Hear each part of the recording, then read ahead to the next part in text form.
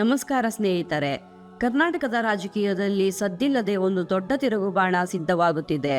ಡಿ.ಕೆ. ಶಿವಕುಮಾರ್ ಅವರು ಮುಖ್ಯಮಂತ್ರಿ ಸ್ಥಾನಕ್ಕೆ ಏರಿದ್ದಾರೆ. ಜನತಾದಳ ಪಕ್ಷಕ್ಕೆ ಅಸ್ತಿತ್ವದ ಆತಂಕ ಎದುರಾಗುತ್ತಿದೆ ಎಂದು ರಾಜಕೀಯ ವಲಯದಲ್ಲಿ ತೀವ್ರ ಚರ್ಚೆಯಾಗುತ್ತಿದೆ. ಈ ಹಿನ್ನೆಲೆಯಲ್ಲಿ ಹಾಲಿ ಕೇಂದ್ರ ಸಚಿವ ಎಚ್.ಡಿ. ಕುಮಾರಸ್ವಾಮಿ ಅವರು ತಮ್ಮ ಸಚಿವ ಸ್ಥಾನಕ್ಕೆ ರಾಜೀನಾಮೆ ನೀಡಿ ಮತ್ತೆ ಪೂರ್ಣ ಸಮಯದ ರಾಜ್ಯ ರಾಜಕಾರಣಕ್ಕೆ ಮರಳುವ ಗಂಭೀರ ಯೋಚನೆ ನಡೆಸುತ್ತಿದ್ದಾರೆ ಎಂದು ಉನ್ನತ ಮೂಲಗಳು ಹೇಳುತ್ತಿವೆ. ಇಂದು ನಾವು ಈ ಮುಖ್ಯ ಬೆಳವಣಿಗೆಯ ಪೂರ್ಣ ಹಿನ್ನೆಲೆ, ರಾಜಕೀಯ ಸಮೀಕರಣಗಳು, ಜೆಡಿಎಸ್ ಪಕ್ಷದ ಮುಂದಿನ ಸವಾಲುಗಳು, ಒಕ್ಕಲಿಗ ಸಮುದಾಯದ ರಾಜಕೀಯ, ಅಲ್ಪಸಂಖ್ಯಾತ ಮತಗಳು ಬದಲಾವಣೆ ಮತ್ತು ಇದರಿಂದ ರಾಜ್ಯ ರಾಜಕಾರಣದ ಮೇಲಾಗುವ ಸಂಭವನೀಯ ಪರಿಣಾಮಗಳ ಬಗ್ಗೆ ವಿವರವಾಗಿ ಚರ್ಚಿಸುತ್ತೇವೆ. ವಿಡಿಯೋ ಕೊನೆಯವರೆಗೆ ಮಿಸ್ ಮಾಡದೆ ನೋಡಿ. ಹಾಗೆ ಪಲ್ಲವಿ ಪಯಣ ಚಾನೆಲ್ಗೆ ಸಬ್ಸ್ಕ್ರೈಬ್ ಮಾಡಿ ಮತ್ತು ಶೇರ್ ಮಾಡಿ, ಲೈಕ್ ಮಾಡಿ. ಸ್ನೇಹಿತರೆ, ಕರ್ನಾಟಕದ ರಾಜಕೀಯ ಚರಿತ್ರೆಯಲ್ಲಿ ಜೆಡಿಎಸ್ ಒಂದು ಪ್ರಮುಖ ಪ್ರಾದೇಶಿಕ ಪಕ್ಷವಾಗಿ ಗುರುತಿಸಲ್ಪಟ್ಟಿದೆ. ಮಾಜಿ ಪ್ರಧಾನಿ ಎಚ್.ಡಿ. ದೇವೇಗೌಡರ ನಾಯಕತ್ವದಲ್ಲಿ ಪಕ್ಷವು ರಾಜ್ಯದಲ್ಲಿ ಬಲವಾದ ಮತಬ್ಯಾಂಕ್ ನಿರ್ಮಿಸಿಕೊಂಡಿತು. ವಿಶೇಷವಾಗಿ ಹಳೆ ಮೈಸೂರು ಭಾಗದಲ್ಲಿ ಜೆಡಿಎಸ್ಗೆ ಗಣನೀಯ ಬೆಂಬಲವಿದೆ.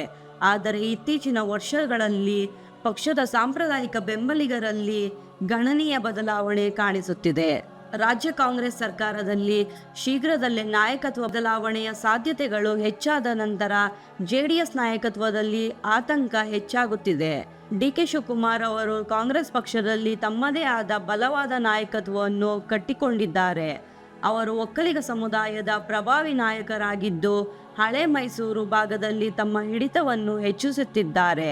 ಡಿ.ಕೆ. ಶಿವಕುಮಾರ್ ಅವರು ಮುಖ್ಯಮಂತ್ರಿಯಾಗುವ ಸಾಧ್ಯತೆ ಹೆಚ್ಚಾದರೆ ಒಕ್ಕಲಿಗ ಸಮುದಾಯದ ಮತಗಳು ಸಂಪೂರ್ಣವಾಗಿ ಕಾಂಗ್ರೆಸ್ ಕಡೆಗೆ ವಾಲುವ ಸಾಧ್ಯತೆ ಇದೆ ಎಂದು ಜೆಡಿಎಸ್ ನಾಯಕರು ಆತಂಕ ವ್ಯಕ್ತಪಡಿಸಿದ್ದಾರೆ. ಜೆಡಿಎಸ್ ಪಕ್ಷಕ್ಕೆ ಇನ್ನೊಂದು ದೊಡ್ಡ ಸವಾಲು ಅಲ್ಪಸಂಖ್ಯಾತ ಮತಗಳು. ಒಂದು ಕಾಲದಲ್ಲಿ ಜೆಡಿಎಸ್ ಮತ್ತು ಕಾಂಗ್ರೆಸ್ ನಡುವೆ ಹಂಚಿ ಹೋಗುತ್ತಿದ್ದ ಅಲ್ಪಸಂಖ್ಯಾತ ಮತಗಳು ಈಗ ಬಹುತೇಕ ಸಂಪೂರ್ಣವಾಗಿ ಕಾಂಗ್ರೆಸ್ ಪಾಳ್ಯ ಸೇರಿವೆ. ಮುಖ್ಯಮಂತ್ರಿ ಸಿದ್ದರಾಮಯ್ಯ ಅವರ ಅಹಿಂದ ರಾಜಕಾರಣದ ಪ್ರಭಾವದಿಂದಾಗಿ ಅಲ್ಪಸಂಖ್ಯಾತ ಮತದಾರರು ಜೆಡಿಎಸ್ನಿಂದ ದೂರ ಸರಿದಿದ್ದಾರೆ. ಜೆಡಿಎಸ್ ಬಿಜೆಪಿಯೊಂದಿಗೆ ಮೈತ್ರಿ ಮಾಡಿಕೊಂಡ ನಂತರ ಈ ಪ್ರಕ್ರಿಯೆ ಇನ್ನಷ್ಟು ವೇಗಗೊಂಡಿದೆ. ಈಗ ಜೆಡಿಎಸ್ ನಾಯಕತ್ವ ತನ್ನ ಅಸ್ತಿತ್ವವನ್ನು ಉಳಿಸಿಕೊಳ್ಳಲು ದೊಡ್ಡ ತಂತ್ರ ರೂಪಿಸುತ್ತಿದೆ ಎಂದು ತಿಳಿದು ಬಂದಿದೆ. ಪಕ್ಷದ ಆಂತರಿಕ ಮೂಲಗಳ ಪ್ರಕಾರ ಎಚ್.ಡಿ. ಕುಮಾರಸ್ವಾಮಿ ಅವರು ದೆಹಲಿಯಲ್ಲಿ ಇದ್ದಾರೆ. ರಾಜ್ಯದ ಮೇಲಿನ ಹಿಡಿತ ಕೈತಪ್ಪಬಹುದು ಎಂದು ಅರಿತಿದ್ದಾರೆ. ಆದ್ದರಿಂದ ಮುಂದಿನ ಕೇಂದ್ರ ಸಚಿವ ಸಂಪುಟ ಪುನರಾರಚನೆ ವೇಳೆ ತಮ್ಮ ಸಚಿವ ಸ್ಥಾನಕ್ಕೆ ರಾಜೀನಾಮೆ ನೀಡಿ ಪೂರ್ಣ ಸಮಯದ ರಾಜಕಾರಣಕ್ಕೆ ಮರಳುವ ಯೋಚನೆ ನಡೆಸುತ್ತಿದ್ದಾರೆ.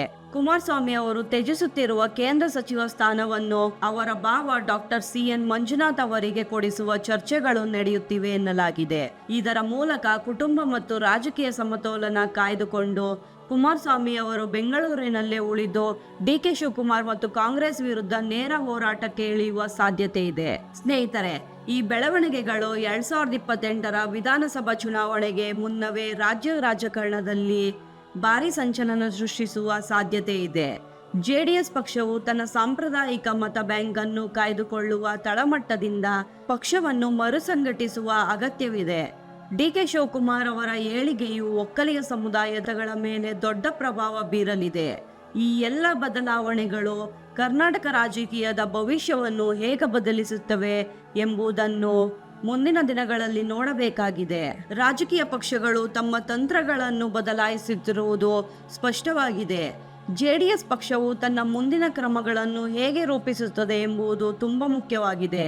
ಸ್ನೇಹಿತರೆ, ಈ ಬೆಳವಣಿಗೆಯು ನಮಗೆ ಒಂದು ವಿಷಯವನ್ನು ಸ್ಪಷ್ಟವಾಗಿ ಹೇಳುತ್ತದೆ. ರಾಜಕೀಯದಲ್ಲಿ ಅಸ್ತಿತ್ವ ಉಳಿಸಿಕೊಳ್ಳಲು ನಿರಂತರ ಸಂಘಟನೆ, ತಂತ್ರ ಮತ್ತು ಜನರೊಡನೆ ಒಡನಾಟ ಅಗತ್ಯ. ಜೆಡಿಎಸ್ ತನ್ನ ಮುಂದಿನ ಕ್ರಮಗಳನ್ನು ಹೇಗೆ ರೂಪಿಸುತ್ತದೆ ಎಂಬುದು ತುಂಬಾ ಮುಖ್ಯವಾಗಿದೆ. ನಿಮ್ಮ ಅಭಿಪ್ರಾಯವೇನು? ಎಚ್.ಡಿ. ಕುಮಾರಸ್ವಾಮಿ ಅವರು ಕೇಂದ್ರ ಸಚಿವ ಸ್ಥಾನ ಬಿಟ್ಟು ರಾಜ್ಯಕ್ಕೆ ಮರಳುವುದು ಸರಿಯಾದ ನಿರ್ಧಾರವೆಂದು ನೀವು ಭಾವಿಸುತ್ತೀರಾ?